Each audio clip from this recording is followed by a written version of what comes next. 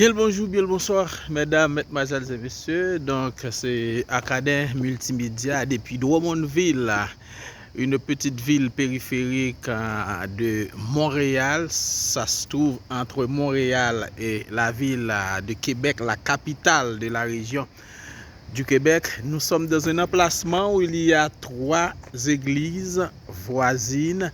Il y a l'église anglicane que nous sommes en train de vous montrer maintenant. Et ensuite, il y a l'église adventiste du 7e jour. C'est le bâtiment de l'église adventiste du 7e jour. Et puis, la 3e église, le 3e bâtiment, c'est l'église baptiste. Donc, ce qui nous intéresse, c'est justement la cohabitation entre ces 3 églises. Nous avons rencontré sur place un responsable. Il va nous parler de l'histoire de l'église anglicane, de l'église adventiste, de l'église baptiste. Il va aussi nous parler de la cohabitation entre ces 3 églises. Ça nous intéresse beaucoup. Donc, c'est le même Dieu qu'on est en train d'adorer, qu'on est en train de prier. C'est un bon exemple pour les chrétiens d'Haïti. Donc, 3 églises qui se trouvent dans le même emplacement, mais ça a une histoire. Nous avons le plaisir de rencontrer quelqu'un, un guide qui est avec nous. Et vous vous appelez comment? Je m'appelle Charles. Charles, est-ce que vous pouvez nous expliquer, Charles, comment ces 3 églises-là se sont arrivées à être sur le même emplacement? Expliquez-nous un peu l'histoire de ces 3 églises-là. OK. Donc, au départ, il y avait l'église Saint-Georges, qui était l'église anglicane.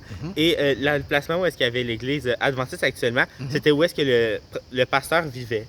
Sauf qu'à un moment, le pasteur, il est parti. Et à place, justement, de laisser le bâtiment à l'abandon, ils vont décider d'en faire profiter un autre groupe chrétien. Donc, les adventistes vont venir s'y installer. À un certain moment, un autre groupe chrétien va venir. Un groupe qu'on n'a pas encore parlé, c'est les Canadiens unis, qui vont aussi venir dans l'église anglicane. Donc, ils s'élèvent chacun dans leurs heures différentes. Donc, on doit utiliser le même bâtiment.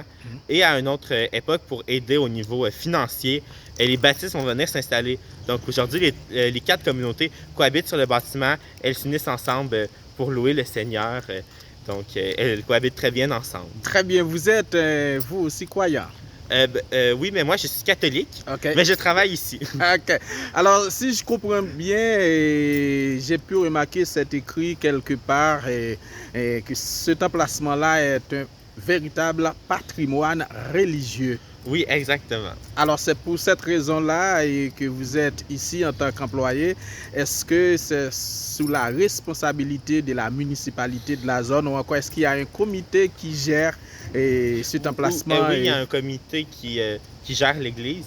C'est la Fondation Saint-Georges. Dedans, il y a des catholiques et il y a aussi des athées, des gens qui veulent seulement protéger le patrimoine. Donc, c'est très bien de voir des athées s'intéresser.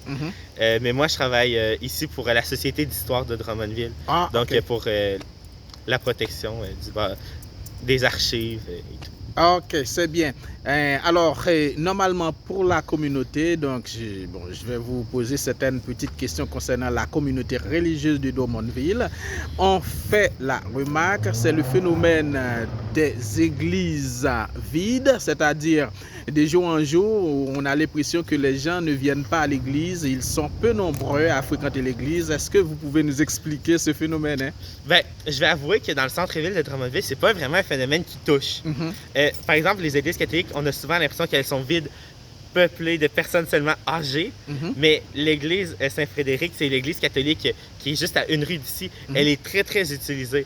Par exemple, le samedi, l'église, elle est fermée et les paroissiens se réunissent quand même à l'extérieur de l'église pour prier ensemble. Donc, même quand l'église elle est fermée, les paroissiens, ils vont quand même pour prier ensemble. Donc, c'est pas seulement aller à l'église pour aller à l'église. C'est des paroissiens qui ont une vraie foi, qu'ils vivent. Donc, oui, beaucoup d'églises ferment, mais à Drummondville, dans le centre-ville, du moins, les communautés sont encore très actives. Très bien, merci. La dernière question à vous poser, ça concerne la cohabitation. Est-ce que les 3 responsables de ces 3 églises, est-ce qu'ils s'entendent bien? Je pourrais pas dire, Mais s'ils sont encore présents ici, je pense que c'est oui. Parce que sinon, sûrement, il serait parti en colère et aurait ramené le reste de son église avec lui. Merci beaucoup. Merci. Acadien Multimédia vous remercie. Donc, on était avec vous justement pour nous informer de ces églises-là, du fonctionnement de ces trois églises-là. Merci de nous avoir reçus. Merci. Merci bien.